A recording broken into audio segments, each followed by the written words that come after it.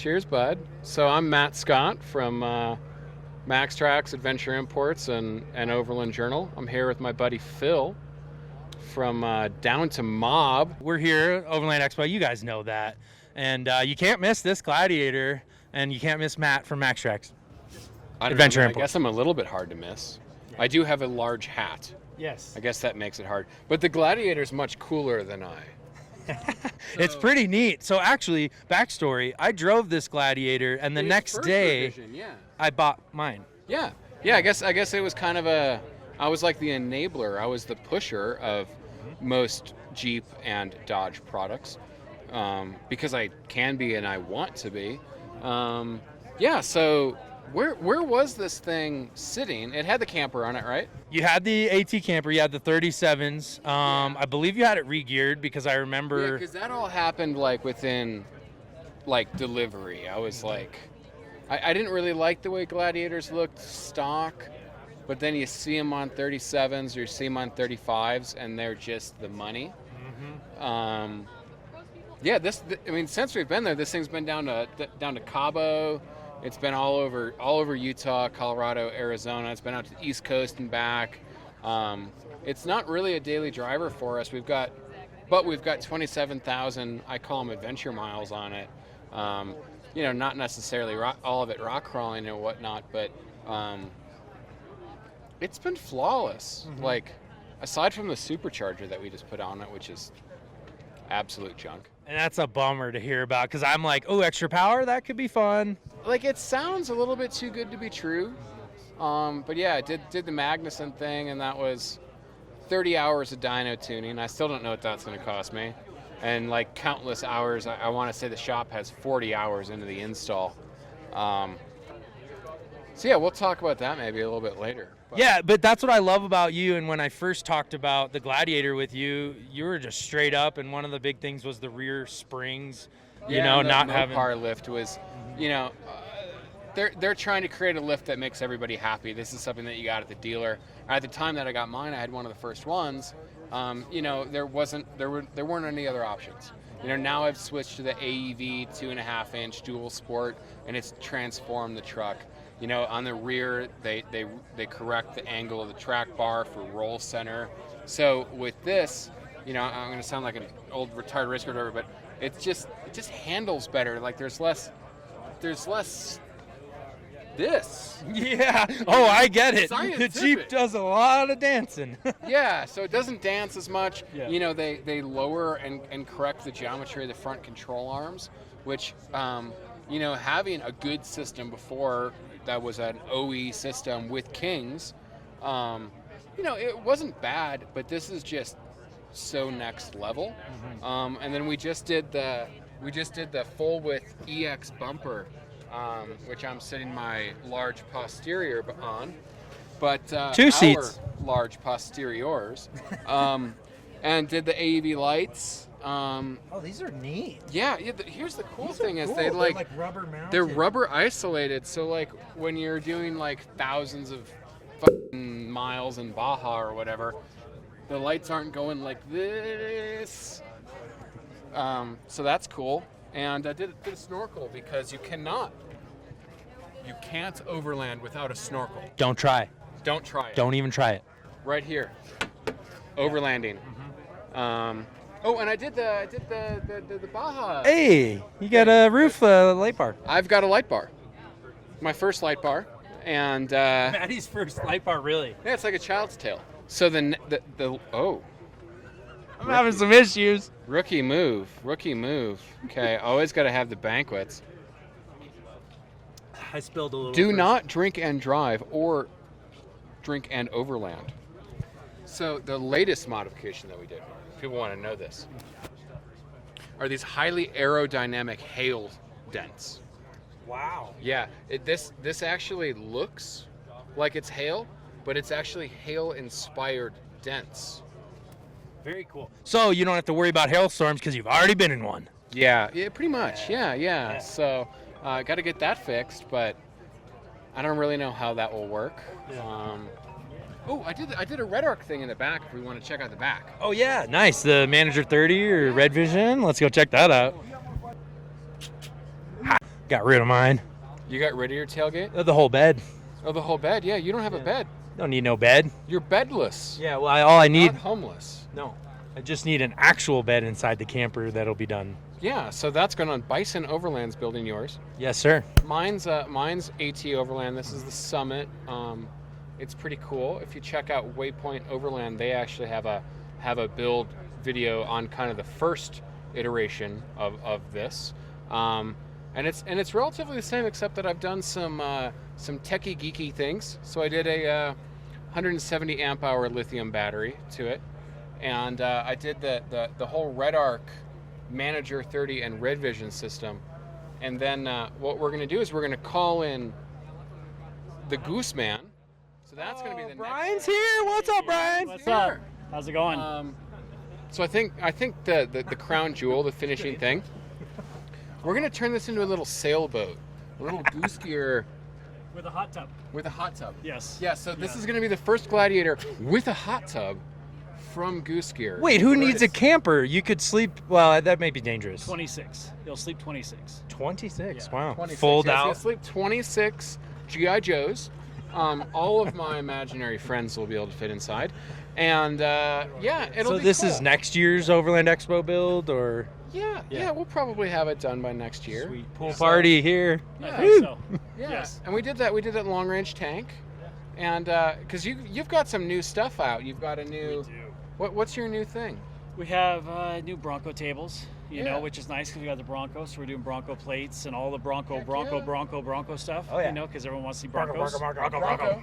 Yes. Bronco. We got Bronco And stuff. more Bronco. Yeah, and then some GX stuff and some new stuff for other campers and all that fun stuff. Well, you so. kind of have a new system out as well, with your new material. Yes, new material. Yes, C series, so it's a different material. It's a C-series hex looks real pattern. nice. I know something about that material. Yeah. Ooh, hey, somebody has been testing that for a year now. How's it Yep, going? it's fantastic. Awesome. You told me to beat the crap out of it, and it's kind of hard to like actually make damage to where it's like it doesn't. I mean, it's awesome. It's great. I love the texture. I love seeing that goose logo. You know, Thank you. you always hide it in the black, and I like it to be subtle, but I don't know. I like seeing it pop. So, Yes. so for the Gladiator, Yes, sir. what do you guys do for the Gladiator? We actually do a really nice camper system for this vehicle, right around this AT. Okay. Oh yeah, really nice system. Goose Gear camper system. Okay. That's what we call it. There will be a link. A link over here. Am I putting the link? Is it me? You put the That link. guy's You put the We're link. hijacking Someone will my put the YouTube link. Channel. That's what's happening. It's all about marketing. It's being Quality You know what you should content. see? You got to go give pictures of my silver Maxtrax on the back of my freaking Land Cruiser. They look This so guy sexy. knows how it Silver? works. How do you even get silver? Well, If you know you can somebody- visit adventure-imports.com or go directly to maxtraxus.com. And get custom colors? No. Or silver? No, we don't. But you can don't actually even get- go there. That's really Cut. Don't go. Cut. No. No. I'm gonna get somebody that's like, can you make some for this specific color of my Tacoma? I'm gonna be like, no. You've got a lot of cool colors. You don't need a I got custom. like 10. I need tie-dye. I knew you'd lose your mind over that. Tie dye. Hold on, Okay. Hold on. I really want Allow to me see to see my passive aggressive blinking. And on that note, I have to leave. camo ones, so you can't see them at all when you bury them. We have multicam ones, except that you have to be like a ranger or a seal to get them. Oh, Yeah. and you really need to use We that sell them tether. to guys with blurred out faces. Insert blurred out face. I'm not a guy with a blurred out face. his face. Blur my face. So yeah, if you use the camo ones, you really need the leashes because you're not gonna find them. You know, as I say, you know, we're lucky enough to supply, to be honest, most you know, branches of special forces in the United States, around the world, Australia, UK, you know, France, countless. And I'm just really hoping I don't see them in like Syria on some stolen Land Cruiser, or I guess Afghanistan now. Terrifying. That would be really bad PR. But you know, those are Don't the- tag him if you see that. Don't tag Don't him. tag me. Don't tag Matt. But yeah, I'm doing a podcast now with Overland Journal, which we need to get you on. Yes. You need to come up to Prescott, have some cheap beer, Cheap beer. and come on the Overland Journal podcast, and we can talk about things pertaining to overlanding. Oh, that sounds like fun. I love driving overland to too. get to places like this and hang out with people like you. Even though you can fly overland, it's better can. to drive You overland. You know, your perspective changes when you drive. You drive past all these different things, and it's so much more work to get there, and the place is There's different cool all of a things. sudden. Last week, I had a beer with a lion in a car in a Land Cruiser. I was in Tanzania. It was really cool. It was on my honeymoon. No Married a big woman deal. that's much better looking than me, and she agreed to it, mainly because of an extravagant honeymoon. But you couldn't do that in a plane. You could not have a beer with a lion 5 feet from you in a plane. I wouldn't want. Totally cool in Tanzania, by the way. Don't drink and drive. Yeah, lions on planes in I general. wasn't driving. I was a passenger. Yeah, a lion on a plane, I think, would be scary. Worse You than a add the snake on a beer. plane. Snakes. Like, I feel like I could take a snake, but I could not take a lion on a plane. I don't know. I think I'd go snakes or one lion. Probably one lion, because you can take the one lion down quicker than a bunch of snakes. No, they're fierce, man. They'd jump into the like overhead compartments, and then they would get you. Oh, I'm not saying it'd be easy. Where like a snake, you could chop it, chop. Most of my humor comes from Austin Powers. I am a millennial. So you could, but here's the thing with snakes. I feel like time-wise, it's always going to take longer. You're going to be like, oh, we got them all. No, there's a few more, somewhere. The lion, if you got him. We'll have to agree to disagree on this very particular, serious matter. And more on Random Thoughts with Overlanders at the Expo. No, really though, you mentioned like you've been Africa, you've been so many cool trips, and not just like recently. You've been doing this for a long time. I've been doing it for a while. Really fortunate to do that. I started my career 10 years ago as a technical writer for Overland Journal and Expedition Portal. Grew that and became a few years later became the first American to run a 4-wheel drive magazine in Australia, which is like actually kind of a big deal. Like it's a big thing there. Came here, did some work with Outside Magazine, and always just ended up back home with Overland Journal, where we do the podcast and vehicle reviews, and we do a lot of new car reviews. Prior to COVID, I was doing a lot of work with the Royal Geographical Society in London, teaching at RGS Explorer, which is a fantastic event for young people that want to get into legitimate exploration and scientific expeditions. It's held usually every year in November in London, but probably not happening in this world. So right now, super fortunate. I've had a lot of great people that have mentored me, and Scott Brady has taught me so much, and so many people in this industry have helped me. I think that's the cool thing with the overland industry is I was able to jump into, with $500 in my pocket, jump into bringing a few Maxtrax in, then some more in, then some more in, and now we have containers going back and forth and all that stuff. So, but it's all remained true to that passion for exploration for me. So, if I'm not in an office, I'm on a trail somewhere. Yeah, no, it's awesome, man, and it's a great reminder to think globally as far as overlanding. I mean, even myself, I'm like, there's so much to explore in North America. It's true. So much, but you've seen way more of North America than I have.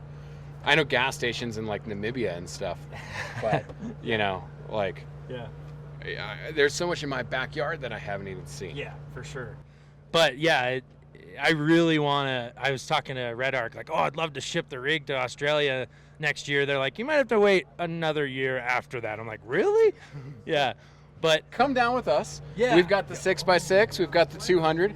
We have a Jimny, a little cute, adorable Jimny. I love those. Like, we've got a World War II, I'll call it a Willys Jeep. It's actually a Ford GPW, but we took that one up Cape York maybe 5 or 6 years ago.